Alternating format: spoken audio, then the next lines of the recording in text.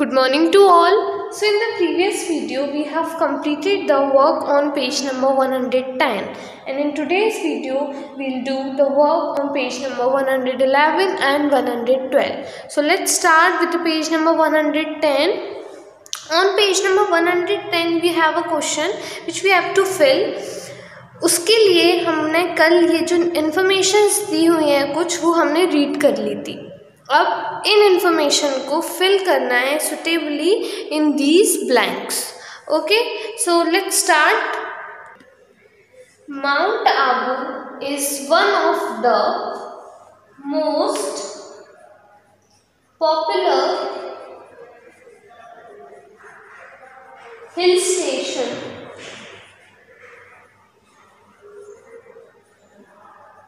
Mount Abu is one of the most popular hill station in India.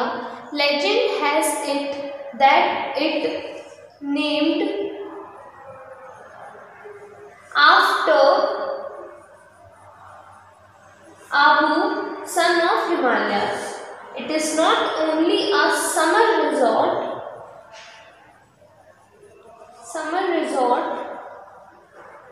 but also a popular pilgrim center. The Dilwara temples dedicated to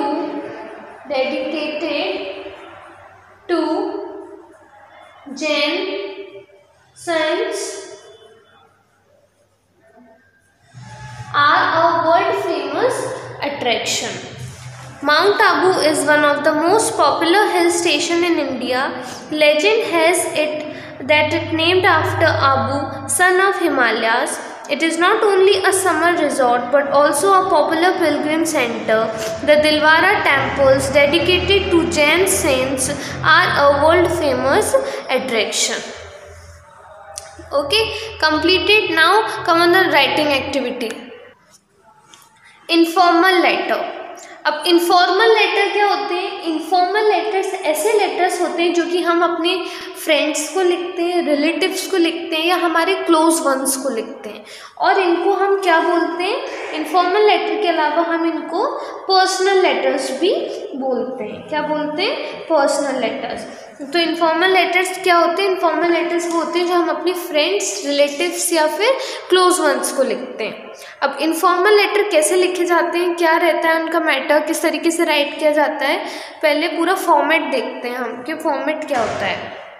question दिया हुआ है, you are Uday, write a letter to your friend telling him about your trip to Gulmarg.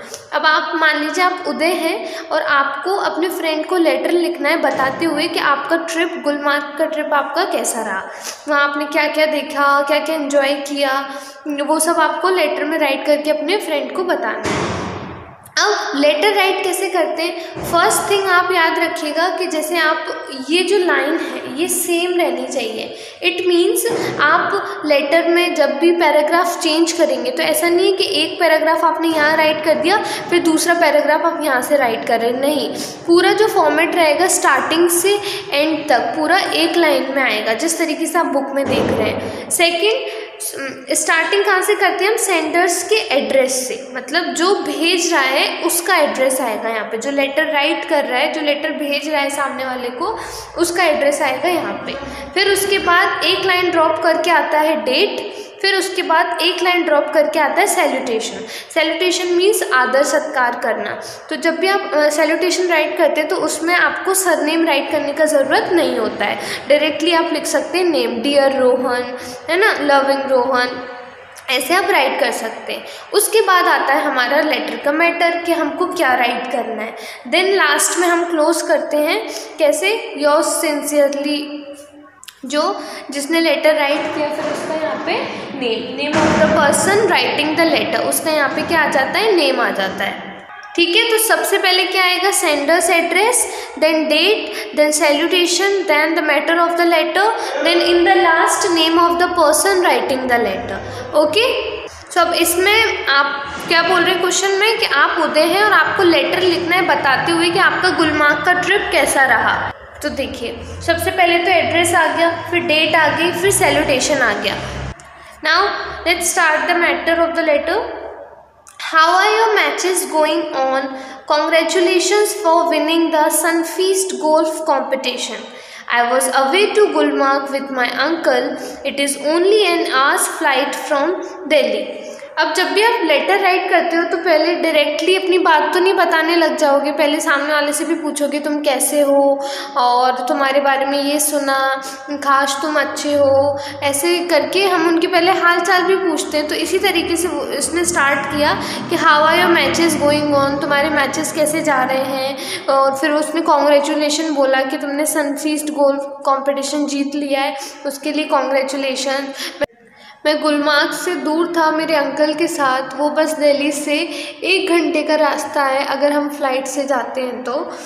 Gulmarg is known for skiing, it has a variety of skiing places, it is a vacation destination, there is a good golf course also, I wish you could also come along, the surrounding snow fields and valleys look enchanting, the breathtaking views are difficult to describe।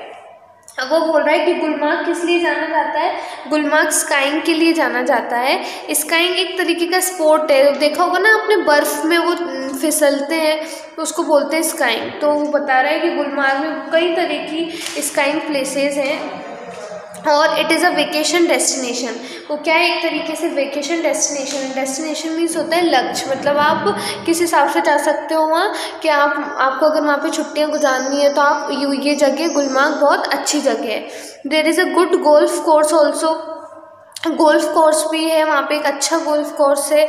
और आई wish you could also come along, काश तुम भी मेरे साथ आ पाते। The surrounding snow fields and valleys look enchanting, वो बोल रहा था कि आसपास जो बर्फ़ की वो है फील्ड्स हैं और वैलीज़ हैं, पहाड़ियाँ हैं, वो कैसी इंचेंटिंग, बहुत ही करामती लगती हैं। इंचेंटिंग मतलब देखने में बहुत सुंदर। The breathtaking views are difficult to describe, वो बोल रहा था कि वहाँ के जो व्यूज़ हैं, जो दृश्य रहता है वहाँ का, वो डिस्क्राइब करना, शब्दों में बताना बहुत मुश्किल है। Uncle show me the snow grooming machines that even churn out snow for the people to practice, वो बता रहा है कि अंकल ने मेरे को स्नो ग्रूमिंग मशीन बताई थी। ग्रूमिंग मतलब होता है संवारना, तो मतलब वो मशीन क्या करती है, बर्फ़ को चर्न मतलब पाउडर में चेंज कर देती है वहाँ के लोगों को प्रैक्टिस करने के लिए। किसकी प्रैक्टिस, स्काइंग की प्रैक्टिस करने के लिए। Uncle didn't win any prize there but he loved my company, बोलता अंकल ने वहाँ पे कोई प्राइज़ नहीं जीता था लेकिन उनको मेरी कंपनी, मेरा साथ बहुत पसंद आया। The soft powdery snow made skiing easy, वो बोला था जो सॉफ्ट पाउडरी स्नो है, मतलब जो स्नो ग्रूमिंग मशीन है वो वहाँ पे जो कड़क स्नो रहती है उसको बिल्कुल पाउडर में चेंज कर देती है और फिर वो बर्फ़ कैसी बिल्कुल सॉफ्ट हो जाती है। तो जो स्काइंग करते हैं वो लोग, वो ईजी हो जाती है उनके लिए। I am sending you some photographs too, मैं तुमको कुछ फ़ोटोग्राफ्स भी भेज रहा हूँ। With best wishes yours sincerely Rahmat, अच्छी विशेष के साथ योर्स सिंसियरली रहमत। अब देखिए यहाँ पे क्या लिखा हुआ है, रहमत लिखा हुआ है। अब ये लोग बोल रहे हैं कि यू आर उदय, आप उदय हो, तो अगर आप उदय हो तो यहाँ पे क्या आएगा, उदय का नेम आएगा। मीन्स जो लेटर राइट कर रहा है उसका नेम आता है यहाँ पे नीचे, ठीक है। पता नहीं रहमत कैसे दे दिया है, पर यहाँ पे उदय आएगा, if you are Uday. Now next, you have read the following travel tips in a leading newspaper. Your friend is planning to visit Andamans in his holidays. Write a letter to him giving him unnecessary information. Write the content of the letter in 3 paragraphs. वो बोल रहे हैं कि आपने बहुत सारे travel tips के बारे में पढ़ा होगा न्यूज़पेपर में कि हम कहाँ जाते हैं तो क्या ध्यान रखना चाहिए, हमें किन बातों का ध्यान रखना चाहिए। तो आपका फ्रेंड क्या प्लानिंग कर रहा है, अंडमान जाने की उसके हॉलीडेज़ में, छुट्टियों में। तो आपको लेटर लिखना है उसको बताते हुए, कोई ज़रूरी जानकारी देते हुए, और वो लेटर कितने 3 पैराग्राफ्स में राइट करना है, उसका जो भी कंटेंट, जो भी मटेरियल है। Now the season for visiting Andaman is November to February. March and April are hot and humid.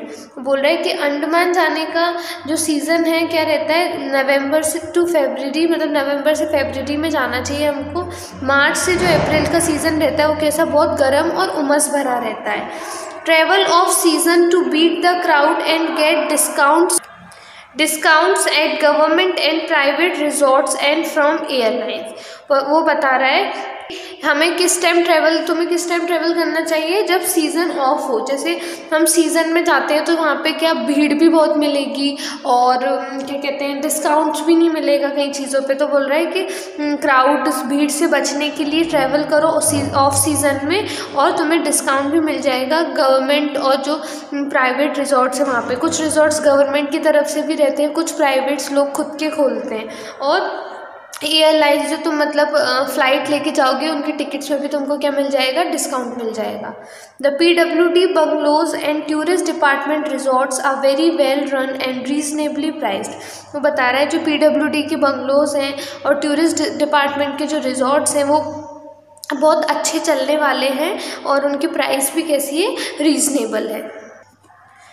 Get your free tourist guide at the Information, Publicity and Tourism Office, Port Blair. Be aware of touts who offer package tours.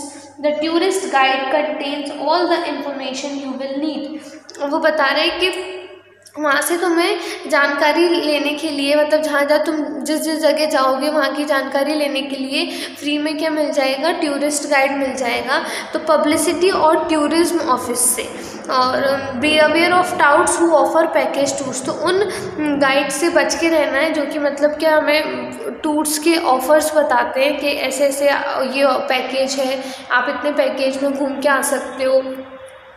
The tourist guide contain all the information you will need. जो tourist guide आपको मिलेगा उसको सारी जानकारी उसके पास रहती है जो कि जिसकी आपको ज़रूरत पड़ेगी। Ferry tickets can be booked in advance. Ferry क्या होता है, नाव के जो टिकट्स हैं वो बुक किए जा सकते हैं एडवांस में। To visit the Nicobar group of island you need a special permit. वो बता रहा है कि निकोबार ग्रुप ऑफ आइलैंड जाने के लिए तुमको स्पेशल परमिशन की ज़रूरत पड़ेगी। Do not try to pick sea shells and corals from the beaches, it is illegal, they will be confiscated at the airport, but you can buy them at Sagarika Crafts, Port Blair or any authorized handicraft store. Insist on a bill.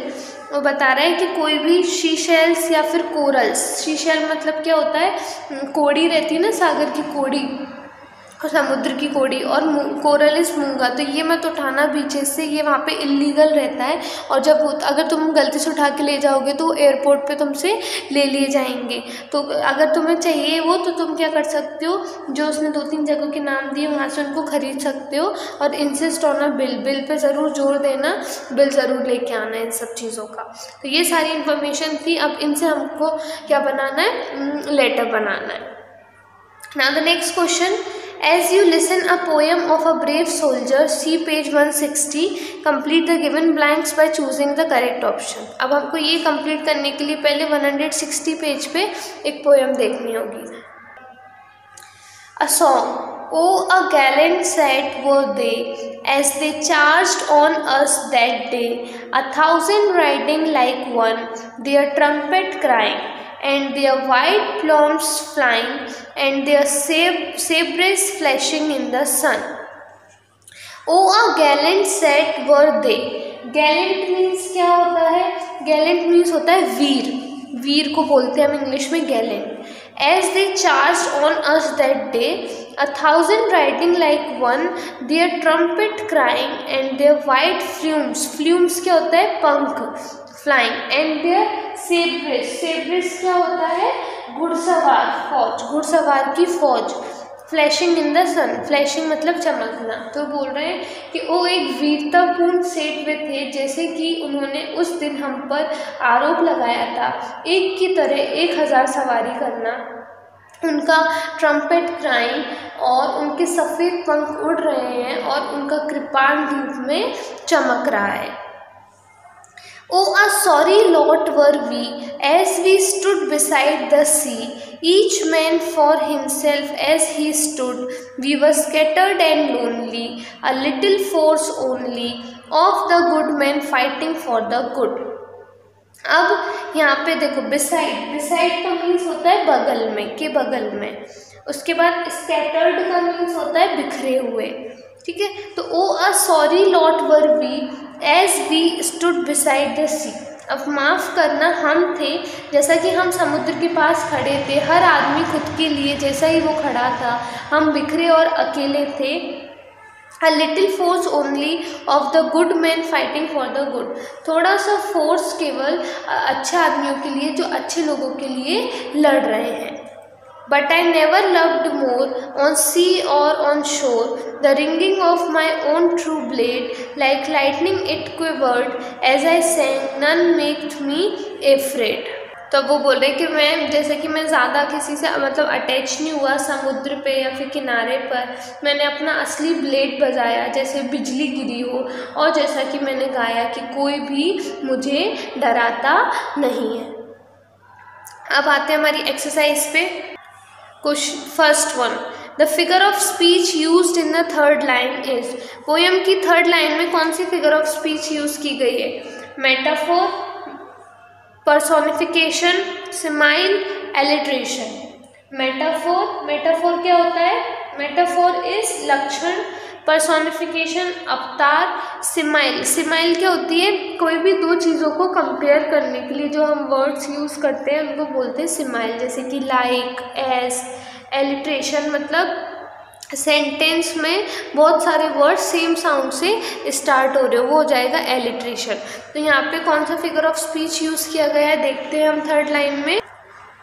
1000 riding like one, thousands ride कर रहे थे एक की तरह। तो यहाँ पे compare हो रहा है लाइक, यानी कि ये क्या हो गया? लाइक हो गया सिमाइल। कौन सा ऑप्शन आ जाएगा? ऑप्शन सी, कंपेयर कर रहे हैं। The word Gallant means, Gallant word का मतलब क्या होता है? Old fashion, brave, superior, proud. Old fashion पुराने ज़माने का, ब्रेव मतलब साहसी, सुपीरियर मतलब काफ़ी अच्छा, बेहतर, और प्राउड मतलब गर्व। तो क्या हो जाएगा यहाँ पे? गैलेंट का मीन्स मैंने बताया था वीर, brave. Option B. The good man were dash in number, the good man were dash in number, अच्छे लोग कितने नंबर में हैं? More, less, 4, 5। अच्छे लोगों की संख्या कैसी है वो पोएम में बता रहे हैं कि अच्छे लोग यहाँ पे कम हैं, तो क्या आ जाएगा? Less. Option B. The poet was happy on hearing the poet was happy on hearing the, poet खुश है किसका साउंड सुन के? Sound of the sea, enemies trumpet, ringing of his own blade, marching sound. कौन सा sound सुन के खुश थे पोइट? खुश थे उनकी खुद की ब्लेड का साउंड सुन के। बता रहे थे ना कि मैंने अपनी असली की ब्लेड बजाई जैसे कि बिल्कुल बिजली गिरी हो। तो कौन सा ऑप्शन सी हो जाएगा? Option C. The poet compares the movement of his sword to, poet ने अपनी तलवार का मूवमेंट किससे कंपेयर किया है? Wind, lightning, waves, sea. हवा से, बिजली से, वेव्स तरंगों से, या समुद्र से। किससे मैच किया उनने? किससे कंपेयर किया? लाइटनिंग, बिजली से। कौन सा ऑप्शन आ जाएगा? Option B. तो ये कंप्लीट हुआ हमारा पेज नंबर 112, और साथ ही में we have completed our chapter 13। अब बाकी का जो भी वर्क है मीन्स नेक्स्ट चैप्टर और grammar we'll do in the next video. Okay, thank you.